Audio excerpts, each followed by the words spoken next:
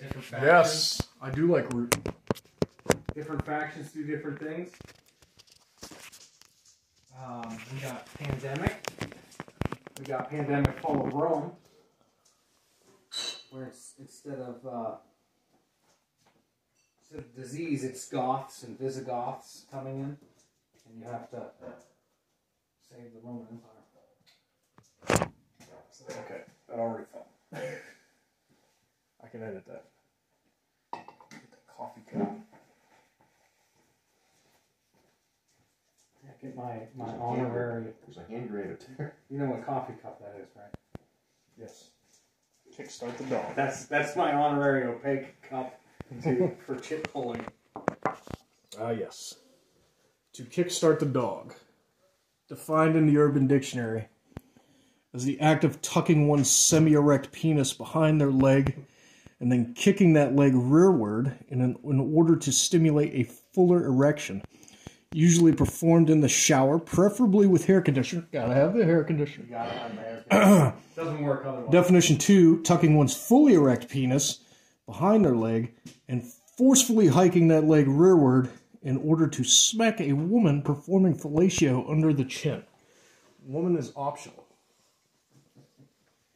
Kickstarting the dog. You don't want to use shampoo. It burns your pee hole. Defined, I believe, in 2003. You don't want the burning in the pee hole. No, you don't want burning your pee hole. Shampoo. We've all had that happen.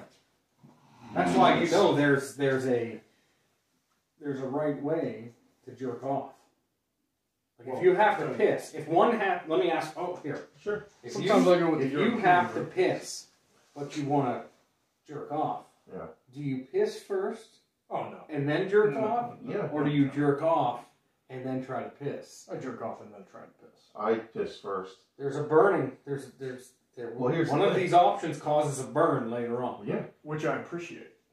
The post masturbatory piss will burn. Not only that, but like it's hard to get it going. It's like there's a valve in there that needs to reset. My brain sees Yeah, a message there's a down. flap. I There's a flap. like feeling that very There's a distinct flap. pop when it. Yeah. There's a flap. Yeah. I think it does something like this. Yeah. I got vapor lock going on. I'm standing there getting red in the face while I'm trying to piss. T. So there's a distinct way of. In order, if you will. In order, you have to pee, but you want to jerk off. Do you pee and then do it, or do you wait, do it, and then piss? Because there's a big. Pete's holding the balls, right? That's what I'm teaching my 4-year-old son. Yeah, storing the balls. No, you fucking jerk off and then piss. But then you're gonna get the burning. The burning will come. Oh, I don't get burning. I gotta clear that pee out of there. It's a distraction. It's taking me out of it. Is this thing It's recorded, bad by the enough. Yes. Listen, I can understand. it's bad enough that I have to go through like. This was an fucking- ad lib. That I had a question because there is a distinct. So, This will serve for some 30 years, and somebody's gonna get canceled as the president of whatever the hell. I've it is already at the I've time. been canceled. So, what we really want to talk about here is your wall of genitals. Yeah, it's small. Yes. Do you want to perhaps a left to right or a right to left? It's small at the moment. Yes. Although you are gaining ground because you have what, 5 or 6 more? Yeah. Yeah. Left to right or right to left? We can go left to right. Left to right. So from the top. That is General Thomas Francis Maher of the Irish Brigade. Ah. He led the charge at Fredericksburg on Mary's Heights, which was a slaughter. But even Robert E. Lee, Which gained them fame later Correct. on in Gettysburg. Robert E. Lee was asked by one of his generals, I think it was Longstreet, did you see their Irish Brigade? Because the Irish Brigade was the only one to get as far as they got up that hill. And Lee said yes, and he basically said that, thank God more so that we grow to love it. Because seeing that's one of the, probably, and even Shelby Foote, I don't know if anybody knows who Shelby Foote is, but he went on to say that courage during the Civil War, there was none better than the Irish Brigade at Fredericksburg. And they were never the same after that. Yes. And that was on the south. Those were the ones that landed in Louisiana. Who? The Irish Brigade. Oh, no. He was talking about... Okay, so he wasn't talking about his own men. No. Mary's Height, the assault, Yes, From ones Robert E. Lee was landed in, looking like, down. It Boston was, and New York. yes. Okay. These guys were all coming from Massachusetts, and so that's Thomas Francis Maher. That's Sam Houston, father of Texas.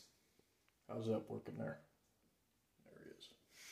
That's Erwin Rommel. We all know who that Desert is. Fox. Everybody thinks he was an ardent Nazi. He was not. Matter of fact, he was part of the to try to kill Hitler during Valkyrie, Operation Valkyrie. He was a member of that. Hitler made him commit suicide, or he was going to kill his family. He did. Gave him a state funeral. The honorable thing. Robert E. Lee, you know who that is. George Washington, of course, we all know who that is. Old Blood and Guts, General Patton. General Patton, who defeated Rommel in the North African defeated campaign. Rommel, and Because he read his book. yes, because he read his book. Leaders are readers. Yes. Now, also General Patton. Guess I'm not a good leader. General Patton, after World War II was over, basically, he was the one that told Eisenhower, "Hey, while we have the Third Army here, I have the men and equipment. We need to go. We need to take the Russians too." If only.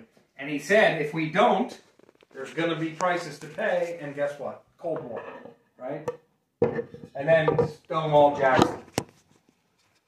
If Stonewall Jackson wouldn't have died, when he died, got shot by his own men, essentially, Gettysburg probably would have turned out differently, and the entire Civil War. A lot of historic revisionists and even people who don't revise history, people who go with what was basically standard military knowledge, concur with that. Yeah, it may have turned out differently. Maybe not, but you would have had Stonewall Jackson there, and Stonewall Jackson, his corps went against Culp's Hill, the northern tip of the fishhook, and it probably would have went differently. So all leaders of men who wouldn't necessarily have turned the tide, but aided in the ebb and flow of war.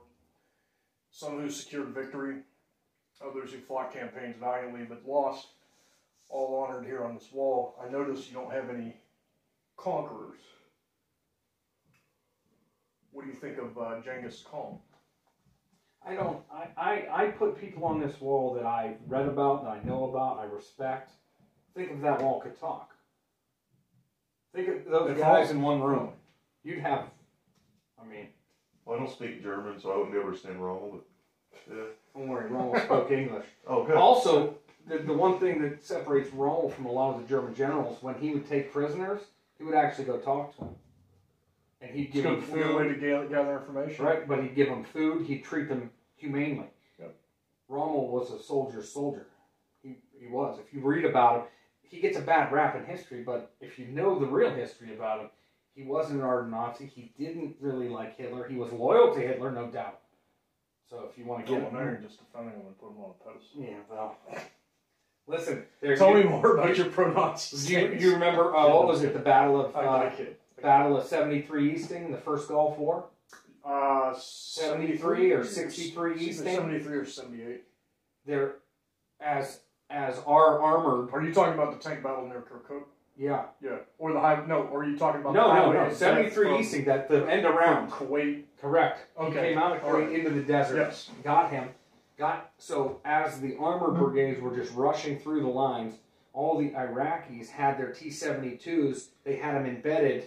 They were doing a backwards defense, a upslope defense, and our armor just drove through them and just was like, it was like a turkey shoot. It's like 6 tanks versus whole battalions of tanks and just destroying them. Well, here's what happened: the Iraqis were coming out of their holes, and they were trying to shoot our tanks with RPGs from behind, but they didn't realize the Bradley fighting vehicles were right behind the tanks.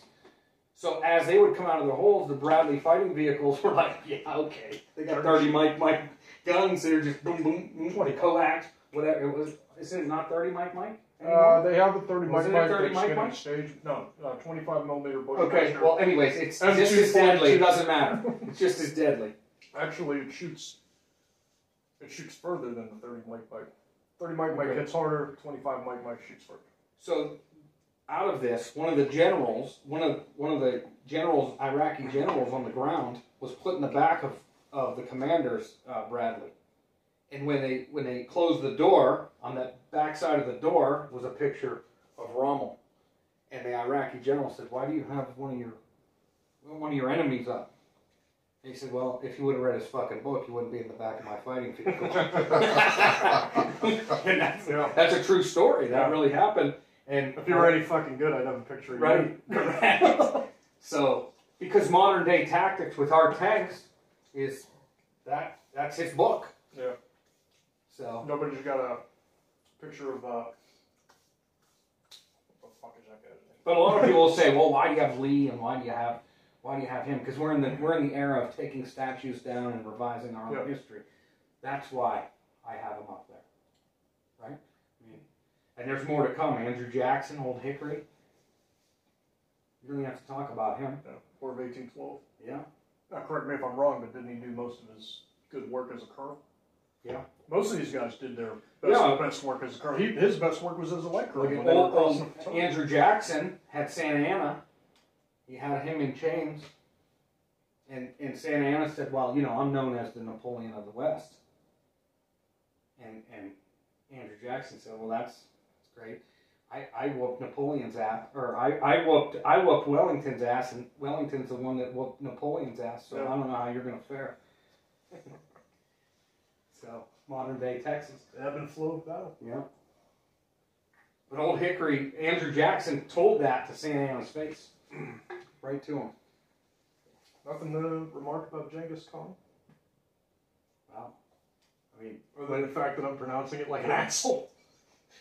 Well, and did you know? I know it's Genghis Khan, but there's like two different pronunciations. But you know, a lot of academics go. Is it him? Genghis. It has like 60% of people can put their bloodline back to him. Like 72%, like whatever the same percentage of like water in the human because body. Because he bangs so many broads. Rape. I don't know. But yeah, rape and pillage. That's how you take over a village. Hold on. But eventually, this wall will be. There's going to be 1, 2, 3 more. You think you might be able to squeeze one in up here? No. Then 3. That wall will be filled, and then that wall will be all battles. This is to go with. This is going to be here. Eventually, there'll be another one of these here. To go with, of course. The games of battle.